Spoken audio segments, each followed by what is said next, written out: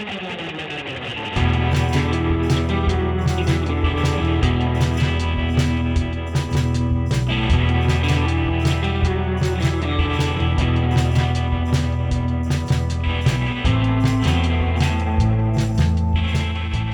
and welcome to The Missing Middle. I'm Cara Stern. And I'm Mike Moffatt. And today we're really excited to welcome BC's Minister of Housing and the MPP for Delta North, Ravi Kahlon. Welcome. Thank you. Thanks so much for having me. So you and your government have been busy pushing housing reforms that are designed to make housing significantly easier to build. And I want to start by talking about those zoning reforms. Can you describe to our audience who may or may not be familiar with the changes, what zoning reforms you're making? Well, we've made a couple of significant steps, and the challenges are pretty massive out here in British Columbia. So first thing we've done is we passed legislation to say essentially that everyone will do the same housing needs reports across the province, same standardized format. With that being done, the second step that we're introducing is saying essentially to local governments, you need to update your OCP and zoning to match your housing needs. So what we call official community plans, that's what we use to basically guide how our communities will be planned and how the communities will grow over time. And we're asking them to plan all of that in the beginning, and then we're eliminating zoning hearings. And the reason why we're doing that, we're saying that if you have a community plan and you have updated your zoning, we shouldn't have to relitigate the entire decision again. That'll save a year and a half, maybe even longer for many projects who sometimes wait in the queue to get the okay again. So that was the first structural change that we made. And of course, the big two things we've done is that we've eliminated single family zonings across British Columbia. And so now, as of right, you're able to build 3 or 4 units depending on the lot size. And then we also passed legislation around trans-oriented development, basically saying that any sort of SkyTrain, any transit system that provides services frequently will automatically have density that will come with it. And we've eliminated parking minimums around that. So what we're saying is you can't deny projects because of height. You can't deny projects because of parking. And the proponent can decide the parking that they believe is the right amount. And then the other pieces are on heritage and, what kind of unit mix goes. Local governments still have a little bit of say over that. So those changes, we believe, will make a significant difference. We launched our kind of site standards just a few days ago. And with that, an economic analysis that shows that we can expect around 250,000 net new housing completions over the next 10 years. And we believe that'll be higher because it doesn't capture a whole host of the other initiatives that we brought in. Effectively, what you're saying there is that it kind of gets rid of the public consultations for upzoning for specific projects, right? So then I was thinking about how, here in Toronto at least, the city is looking into doing a similar measure for major streets and the neighborhood residents associations, like they're already gearing up for that fight. And I was wondering how if your changes are going over with neighborhood associations in BC. Well, there's always going to be people who are not happy with the change. But what we're saying is that public engagement is important. Public engagement is a good thing. What we're saying is do it in the beginning. Let's decide as a community how we want to grow and do it regularly. Because sometimes we have communities that don't update their plans for 15 years, 20 years. And so you're working off something that's so old that everybody's fighting over every single project. What we're saying is do it every 5 years. That's mandated now. And when you have that engagement in your community, then you have your say. But, I'll give you an example. In my community of Delta was the first community to actually adopt a policy like this. We had 5 communities across the province. My community is one. We had a project, which happened to be the biggest project in our community. I think it was like 28 stories, and the rest of them are all single family homes. And people lined up at my office. And so I invited them in and I asked them a simple question. When we did the official community plan, were you involved? And they said, yes. I said, did you participate? Yes, we participated. Did you agree with it? Yes, we agreed with it. And then I said, well, what's the problem here? If it was okay when we had that planning and you supported it, why are you against it now? And what we really got into was this is just how it's been. And what we're saying is it doesn't have to be that way. We can do things differently. And I'm confident that this will lead to better community participation. And in the end, better outcomes for us, which is the desperately bad housing needs that we have in our community. So I think it's a win-win. It'll take time for community to adjust, but we're confident it'll work. Mike, what kind of grade would you give the changes that the Well, minister's I talking think about? I think it's fantastic. I know Kara's asked me that because I gave the federal fall economic statement a C minus, which went a little bit viral on social media. No, I think this is a fantastic A or A plus here. So in building off of what Kara asked about community engagement, obviously, naturally, this is the province, weighing into a lot of municipal issues, and we've seen this in Ontario between the Ford government and a variety of municipalities. What has that relationship been like? Because I'm sure the municipalities that we have here in Ontario, they also recognize the need for more density, the need for more housing along transit stops, but at the same time, there can be these turf battles. So what has that been like in British Columbia? Yeah, no doubt about it. We've got strong relationships that we've been building with local governments for a long time. We provided them $1 billion in infrastructure grants earlier this year, and we didn't ask them to apply. We didn't ask them to submit what they think is important and then for us to judge. We just gave them checks and said, you decide what you think is the most important infrastructure or amenity that you need in your community. I think that built a lot of goodwill with local governments. There's always going to be local governments that don't like it. I mean, we have a few that are very outspoken, very loud, and in the end, what I always remind people is that we're in a housing crisis. Like we have young people who are considering leaving this province. I'm afraid that's my biggest worry is brain drain. We start losing our talent, which makes us less competitive with other jurisdictions around the world. And every mayor that complains, I say, what we're going to get out of this is families moving back to our neighborhoods. We're going to have elementary schools that are busy. We're going to have vibrant, healthy communities. And so, as long as we can agree on the outcome, then we can work through the details of how we get. How do you know that those smaller units will be affordable to those families you're talking about and not just like scooped up by developers? Well, we know when you go spot by spot rezoning that there's a considerable land lift, and those are often the sought after units. And so, yes, there is a price increase when it comes to those types of units. But when you do it like province wide, like we're doing it, the land lift is actually very limited. In fact, the economic analysis that we just released, it highlighted that in some places the prices may go up, in some places they actually may go down. And what we're going to see is more development in urban centers. And closer to urban centers. And so, we're going to monitor this closely, but, fundamentally, we have more people than we have housing units. And that's a basic formula that everyone should understand that's leading to high rents and very expensive units. And someone said to me the other day, well, this might not create affordable units. I said, well, what we're doing right now, which is essentially nothing, is not creating any affordable units. And we can't even produce them at affordable rates, even if we wanted to. And so something's got to change, and that's what we're doing here. So I think all three of us are kind of housing wonks here, and we tend to talk in this sort of jargon and terminology. So could you just walk us through what you mean by a land lift?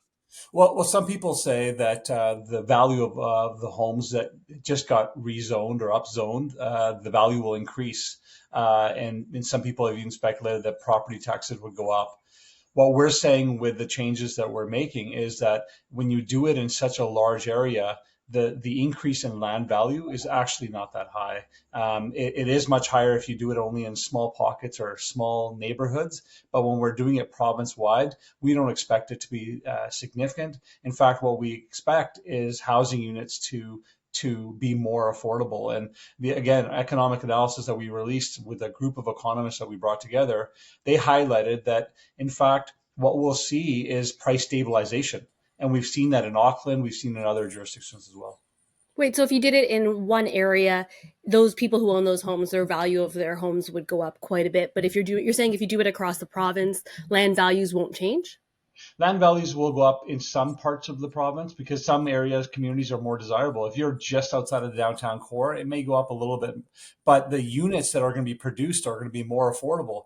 Because right now, when a single family home comes down, we're essentially saying you can build a single family home. Anything more, we're going to make you wait through a lengthy process, which makes those units not affordable. And so by legalizing 3 or 4 units, what we're now doing is creating more attainable opportunities for people in our communities. I've got a community in my community. I've got this woman who tore her house down, built 4 units, and now is living in the main unit and has her kids living in the others. And it was the front page of the story. Everybody was so happy about this. And 4 years ago, and I said to my mayor, I said, Mayor, this is amazing. But if it's amazing for them, why can't it be amazing for everyone else? And so what we're going to see in British Columbia is intergenerational living. We're going to see families be able to stay in one area, raise their kids together. We're going to see co-living, which I already know young people are saying, hey, friends are going to get together, buy something and build something. But we're also going to see a lot of seniors who are property rich, perhaps cash poor, who don't want to live in condos. They're living in expensive homes and they don't know where to go. They're going to be able to stay in their communities in different type of housing and free up housing opportunities for others. And so that's the benefit that we see from this. And that's why we felt it was so important to go down this direction. Sometimes British Columbia's government is seen as doing all of these things. I think they're great things. Others may disagree on the market side. But what's happening in the province on the non-market side? Well, our big focus has been on kind of the space of low income supportive housing, shelter space historically, and kind of low income seniors space is what we've really focused on. So we're investing $7 billion over the next 3 years to build affordable housing. So we have dramatically scaled up non-market affordable housing, but not only building it, we're also launched what we call the Rental Protection Fund, which is $500 million. We've got a partnership between the BC Not-for-Profit Housing Association, the BC Co-op Association, and the Aboriginal Management Housing Association. They've created a new entity, and they are out there purchasing rental buildings that are going on the rental market. So private landlords that are selling them, they're bringing them back into the non-market space, and we've had huge success. In fact, we had a lot of REITs coming into our space, buying up and then driving up rents to make the profit margins be effective. They are now looking to sell their portfolios to this new entity because they're like, you know what, we can make better profit margins building new purpose-built rentals, and we don't want to be in this space anymore. And it's a win-win for us because we get to protect the tenants. We have landlords coming to us saying, I'd rather sell it to a not-for-profit because I know the tenants that I've grown fond of will be better taken care of. And so we're building it. We're also retaining it because that often gets left out. And we're investing on reserve and off reserve Indigenous housing. We're the only province in the country that's doing that. And, we've been pushing the federal government to say, match us dollar for dollar, because every dollar we invest on reserve housing, it actually helps not only the communities, and it's the right thing to do, but it also takes pressure off the local communities because folks are coming into big cities because they don't have housing and they would rather be with their communities. And so when I have a First Nations chief who says to me, our population is actually growing again, that is a sign of a healthy First Nations community. And that's our outcome that we want. So we're investing big. And not only that, we believe there's a role for us to move into workforce housing. So in the new year, we're going to be moving into the workforce housing. We are actively creating a land bank. We've been working on this for the entire year. What does that mean? So a land bank is essentially assessing what lands are available to us, both owned by the province, owned by local governments, owned by our crown corporations. And that's land that's vacant, but also underutilized. And so we're creating this to see where there's opportunity for workforce housing. We're putting together financial tools that are available to us right now to have low cost lending. And even with all those things, it's still going to be a challenge to build affordable housing. And so it's going to require some capital injection from us as a province. And we're going to partner with the private sector. We've got, with the interest rates going up, we've got some not-for-profit and private sector builders who are saying, interest rates, it may be a challenge over the coming years. We're saying, you have capacity, we will take up that capacity. So we're going to put up parcels. We're going to say to the private sector, let's organize, negotiate a rate.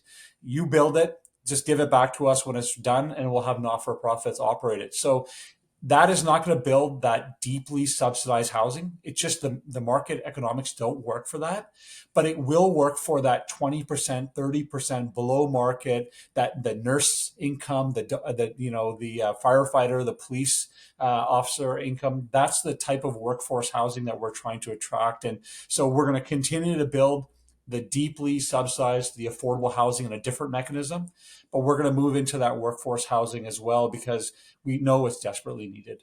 When you say workforce housing, does that mean that like someone who works for a company would live in the homes that are owned by that company? No, not necessarily. We're probably going to look at it as income tested. We're looking at the 80,000 to about 170,000 family incomes range. And so that's either a single mom working that has a good job, or a couple that have got a couple of kids. And so that's the workforce housing that I'm talking about. And we're not going to say it's a specific job or whatever. It's going to be a little bit income tested, and again, it's a new space for us to go into, and so we'll learn along the way. But again, it's coupled with incentivizing the private sector to step up and play a big role. And so what we're trying to do in British Columbia is we're trying to build. The housing market as it is now is not working. It's not working for so many families. And so we're trying to step in where we can, and we're trying to enable and remove barriers for others to step in spaces that we don't need to be in. I know that a lot of left wing politicians try to kind of capture the anti developer attitude that many of their supporters have. And I was wondering if you're worried about alienating some of the people who would support the NDP but tend to not like supply side solutions because they see them as a gift to developers. Well, the left wing parties and advocates don't have a monopoly on NIMBYism. There's a lot of right wing folks who have the same. In fact, in British Columbia, we had the Green Party on one side telling us that we're destroying communities, and then we had the Free Enterprise Party telling us the same thing. And so it's in the end, it's just a weird dynamic. And I heard on your show the Ontario Green Party leader who had similar proposition as what we're proposing in British Columbia. So, the entire, I guess, the political sphere is all over the map on these things. But when you have a responsibility like I do, like we do in British Columbia, to make sure people have housing, you throw the left wing, right wing views out, and you say, what is practical? What is going to get us solutions? And that's what we're trying to do in British Columbia. We have launched an initiative to have a approved sites, approved designs in place. So not only are we allowing 3 to 4 units, next year, we're going to have set designs that are pre-approved that people can literally take and go to a local government and say, I'm using the pre-approved design, which will move them through the system faster. And so we don't care in British Columbia if it's a right-wing idea, if it's a left-wing idea. In the end, if it gets us to address the challenges we have, we're going to take it and we're going to run with it.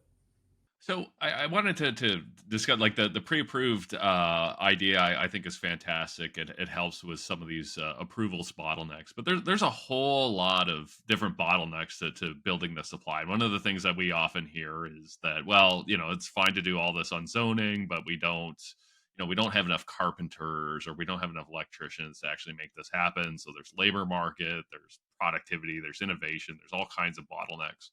I know BC's doing, looking at new innovative ways of building homes, particularly mass timber. So what's happening there? Well, the labor shortage is a real challenge, and so we're addressing it in different ways. Mass timber, we can spend an entire show on mass timber. I was the minister responsible for forestry, and I helped develop what we call the Mass Timber Action Plan, which is steps to enable more mass timber supply and demand in British Columbia. We have just launched a new initiative in British Columbia, which essentially will change the building code to allow for higher mass timber and different mass timber use. So we're moving to 18 stories for mass timber. We're moving to allow up to 9 stories where the wood can be completely shown. Because right now the challenge we have is a lot of the mass timber buildings, they're buried behind layers and layers of encapsulation or drywall. And so you can say we're living in a mass timber building, but you wouldn't really be able to see it because, we're so afraid to go past a certain level to have that type of housing be built. So what we see an opportunity is with our transit oriented development. Now we're saying you can have up to 20 stories near 200 meters of a SkyTrain station. You can go 12 stories, between 200 and 400 meters, and 8 stories. And so what we think, by changing the building code, by enabling this type of housing development, we will see transit-oriented development, so climate-friendly communities being built with sustainable products, our forest products. And it's also a win for us for our forest sector, because we get to add value to our products, keep people employed, create good manufacturing jobs. And local governments are delighted with it because it means less noise, right? Less disruption for local residents, less disruption to local businesses because you have less people coming on site. And, it helps us address embodied carbon. And so, it's a triple word score, as we call it in British Columbia. And we're going to see this being adopted in a bigger way around transit in particular. But, the labor shortage is a big issue that we're dealing with. We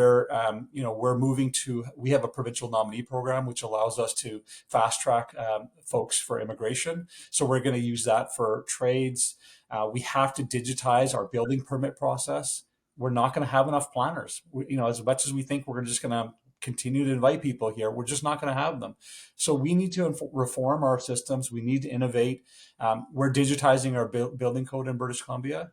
And so soon you'll be able to submit through one portal your application, no matter where you are in the province. It'll have automatic code compliance checks. It'll automatically check for completions, and it'll send to any jurisdiction that needs to see it, because we just won't have enough people. And so we're throwing everything at it, and certainly I hope are changing the system as we have it now. Mike, I wanted to know, you got really excited when we started talking about mass timber, and I was wondering, I don't know a ton about it. What makes it so exciting? Well, there's a few things, and I'm going to need the minister to correct me because I'm sure I'm going to get some of the details wrong. But one of the big advantages of building with mass timber, so it's a bunch of wood pressed together and glued into sheets, kind of like this, which has some very nice properties, particularly around anti-flammability. Um, One of the big benefits and why I tied it to the labor side is that we've seen projects across the globe using mass timber that in fact use less labor, particularly skilled labor. That the mass timber folks might not like this analogy, but oftentimes building a mass timber building is kind of like putting together IKEA furniture, right? Where you've got all these pieces that you're trucking in on site and you're going doop doop doop, so you don't necessarily need as many drywallers and folks like that. So it has some big advantages that way, some big climate advantages. But minister, I have to ask you, what am I missing here in my 30-second elevator pitch for mass timber? You nailed it, Mike. And the real benefit beyond the sustainable product, beyond the points that you've just raised there, is that it's so much faster. I mean, we're getting projects that are built half the speed. When I first started with mass timber, I remember talking to one of the largest builders in BC, one of the largest developers, and I said to him, "Hey, have you ever thought about mass timber?" And he said, "I will never do it." He said, "I know." He said, "I know concrete, I know steel. We've been doing this for 40 years. We're comfortable." And this is a challenge we have in our construction industry, is that it's really hard to make people, it's hard for people to change from something that they know really well. That same builder has got a high-rise rental building that is being built right now. And then when I saw him, I started laughing. He knew exactly what I was going to say. He said, "Don't you say a word." And the reason why he's getting on board is he sees it. He sees the labor shortage. He sees the opportunity to build sustainably. You know, People are more in tune on the product they're buying now than they've ever been. I always joke that when they buy beef, they want to know the cow's name, they want to know the family history, they don't want to know everything about it. It's going to be the same way for our built environment. People are going to come to a place very soon where they're going to want to know, when I buy a mass timber unit, where the product came from, what First Nations community it was from, what the history of that area is. Because not only do they want to know that they're helping help the climate change challenges we're having. They want to feel connected. And so we do think there's a huge opportunity. The shift is happening, and we're hosting the International Mass Timber Conference in a year and a half here in British Columbia. And we're going all in on it because we think that it'll help us on so many fronts. Why does the government need to get involved in that? You'd think if it was so much better, the market would just move into that space, no? Well, it's a new market we're developing. And so what we've said in British Columbia is that we're using our senior care homes. We're building schools. We're building addition to a museum, all of it with mass timber. So we're using our buying power to create the demand, and we're hoping the market responds. In fact, I believe the market is responding, where we have more suppliers coming online, and that creates space and actually helps overall reduce the cost of the production of these. Of this product, which will help, I believe, the private sector as well. So right now there's a bit of a green premium that comes with it, only because the industry is still scaling up. And but over time, we're seeing that price point come down. In fact, I had a builder who said the mass timber project came $1 million less than concrete and steel. He was still nervous because he's never done it. But I said to him, which I believe, which is there may be a bit of a green premium or a learning premium right now, but it'll be a lot more when you have to do this later on, because local governments are starting to create embodied carbon calculators. They're going to start saying, it's not enough that we want to approve your building. We want to see what kind of products are going into your building. That's coming. And so we're trying to get our industry ahead of that curve and prepare them for that. And, in the end, people want to be building sustainably. And so it's a win-win. And as you can tell, I'm passionate about it. And I think, Mike, you are passionate about it as well, because it just hits every metric that we want to see. So we know one of the reasons why we have housing challenges in this country is that the disconnects between housing starts and housing completion and population growth. And this is something I think everybody knows that I've been quite vocal about on Twitter. So, can you walk us through your government's thinking on issues such as immigration and international students and how they intersect with the housing market? Well, Mike, I agree with kind of what you've been framing on this issue. And, I was probably the first housing minister in the country that said we need to start tying immigration to housing starts and to affordable housing units. And not because I'm anti-immigration. I'm actually as pro-immigration as you ever get. I'm a product of immigration, and so are most people probably listening to the show if you're not Indigenous. But what's very important here is that, we have a history in Canada where we have welcomed immigrants to this country, and we have made them put them in real challenges that they can't thrive in British Columbia or Canada. We've welcomed here and said, you know what, your skills are no longer valid. All the experiences you've had, your lived experience, you can't use it here because you don't have the Canadian experience, or we don't recognize your credentials. And so we've changed that in British Columbia. We just passed legislation to say that you can't use Canadian experience anymore as a tool to filter people out. But the same thing goes with housing. If you're welcoming people here and saying, we want you, your skills are important, we value what you bring. Oh, by the way, we have no housing. You're setting up people for failure. And so what we need to do is we need to ensure that immigration is tied with this infrastructure growth for new immigrants, so they can be successful as well and not have new immigrants and refugees struggling in food banks because they're challenged. And we have a major issue in British Columbia around temporary residents.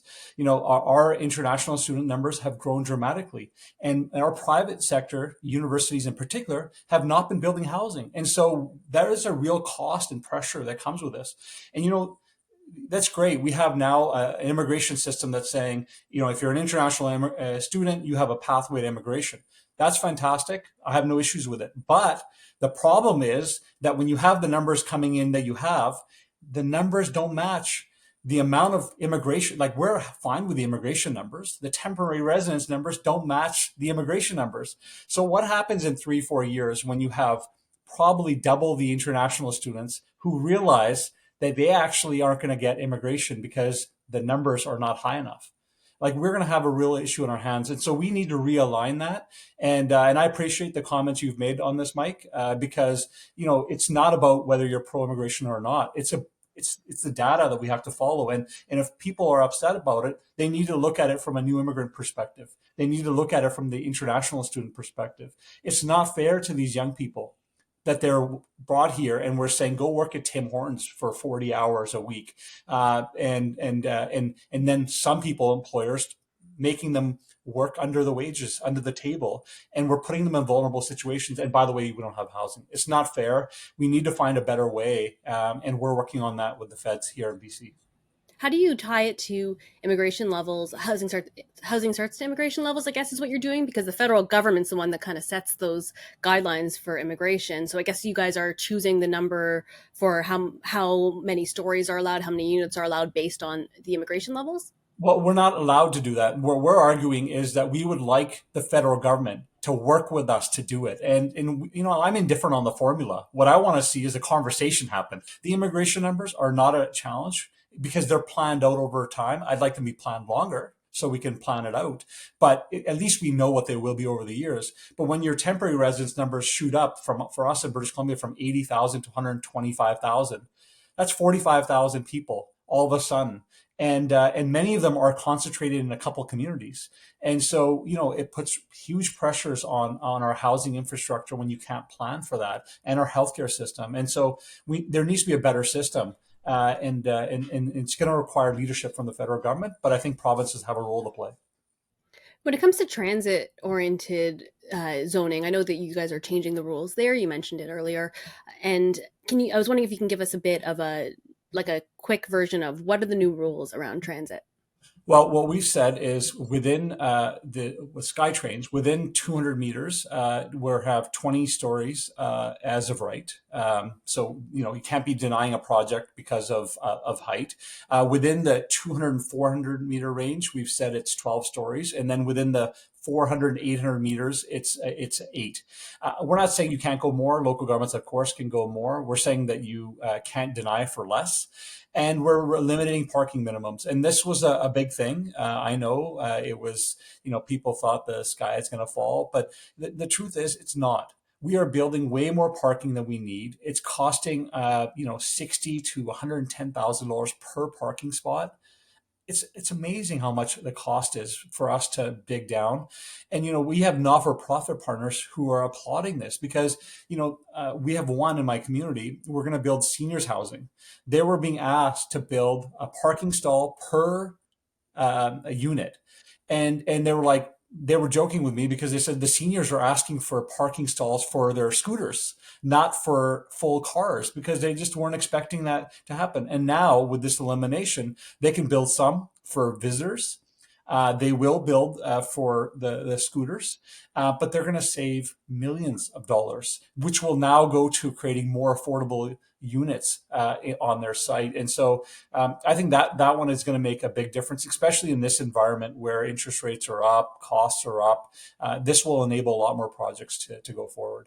But it's not only SkyTrains, it's also bus stations. Any bus station that has more than 2 buses that come at it has now had the same ring around it, and it's around the province. One of the criticisms that I've heard have been about there aren't that many transit stations in the West End neighborhoods in Vancouver, coincidentally where the Premier represents and where he also lives.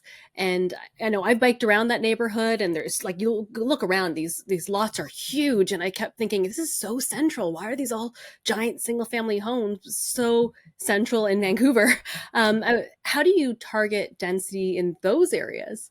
Well, very soon we're going to have SkyTrain running out through that direction, heading out to UBC. I mean, it's not approved yet, but everyone knows that development of the planning is happening. And with that is going to come the same requirements for housing around transit.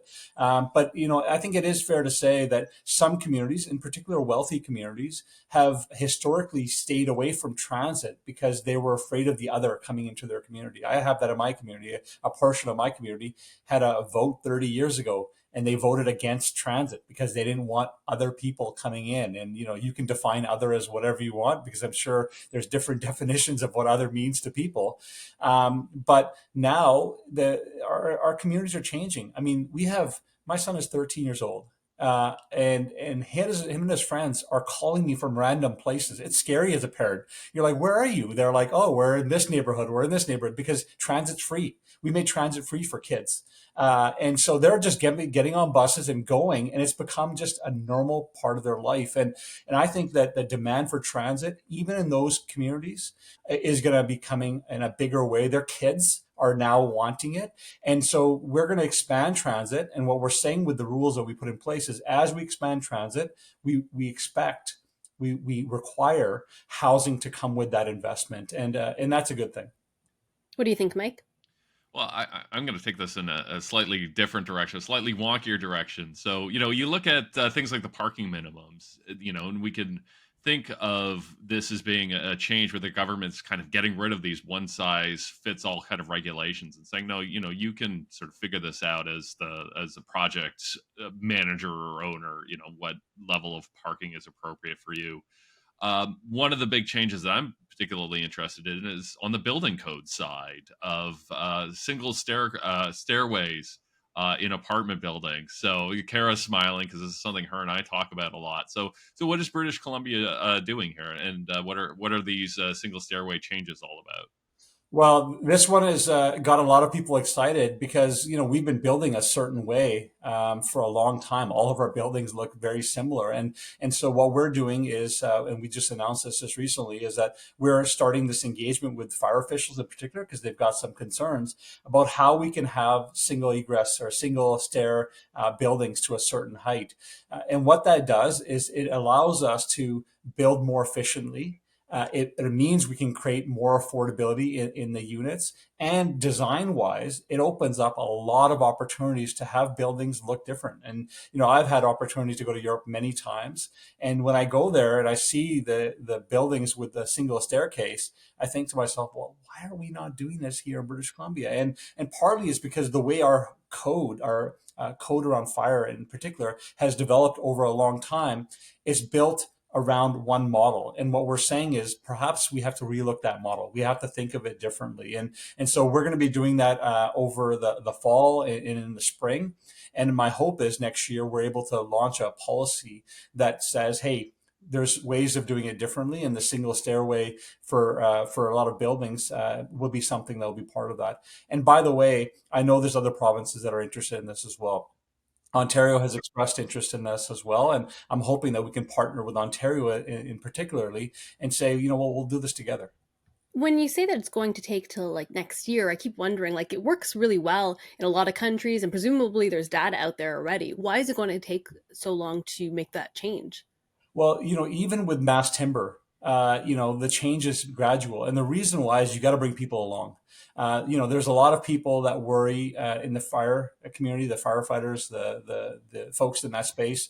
They worry if you go too fast without following the research, that, this will create a lot of challenges. And so what we're saying is, let's look at the research together. Let's go through the research and see what's needed, because maybe in order to allow this, we need to have sprinkler systems being built into it.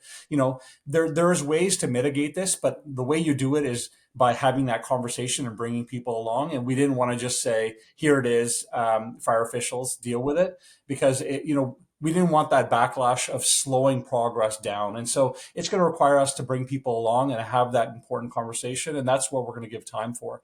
There's plenty of things we're doing right away for us to process. This one will just take a few more months for us to bring in. It's really cool to see all these big changes, and I know there's a lot of people really excited about what you're doing. And there's some, as Mike said, like he gave it an A+.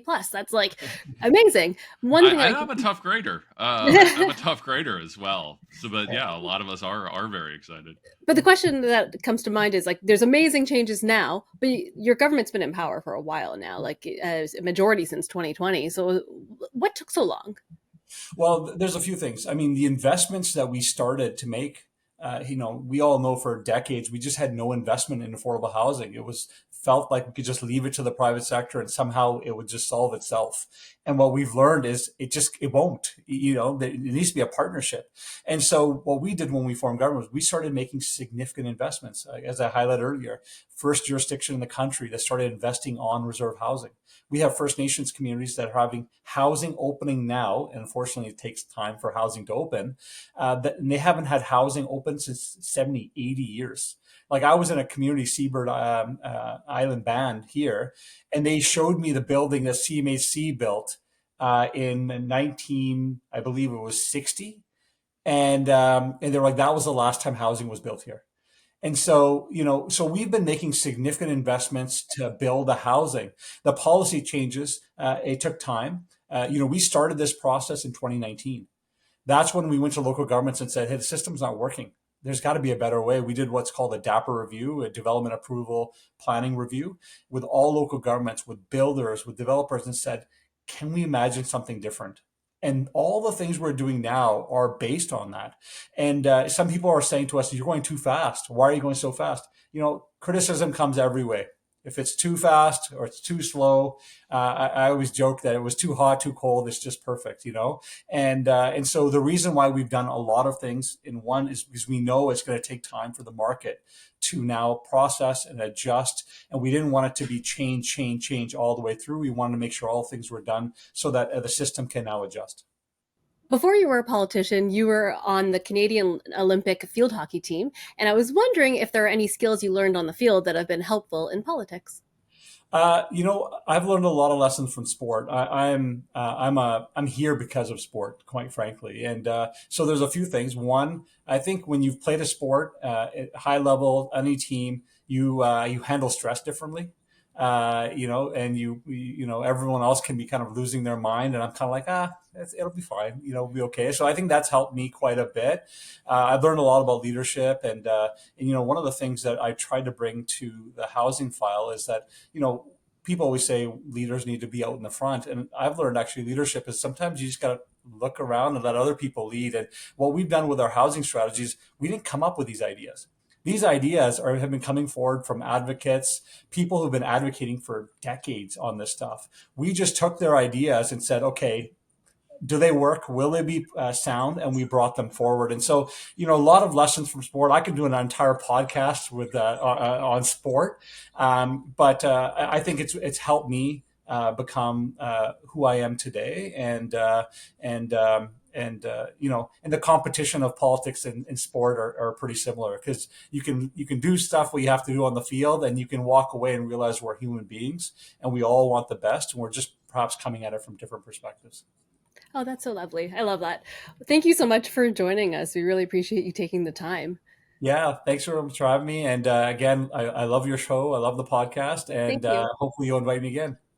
Yeah, I hope absolutely. you'll come back. Yeah, we'd love to have you again, Ravi. This has been phenomenal. Just want to thank everyone for watching and listening. And as always, thanks to our producer, Meredith Martin. And please like or subscribe or leave a comment. It would really help us out a lot. See you next time.